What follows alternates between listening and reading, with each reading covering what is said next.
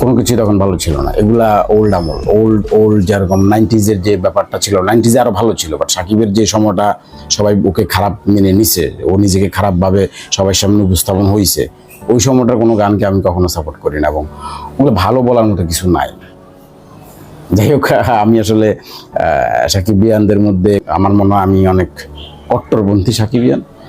Recently আমার মতো আরেকজনকে দেখতেছি, রাজ ভাই, সিনেব্রোস চ্যানেলে, উনি ভালো দিচ্ছেন, উনি ভালো জেনুইন কথা বলতেছেন। ওনার রিভিউ আমার দেখা হয়, বাট আমি যদিও অনেক আগে থেকে রিভিউ করতাম, আমি ইরেগুলার, যার কারণে আমার চ্যানেলটা ওইভাবে গ্রো করেনি।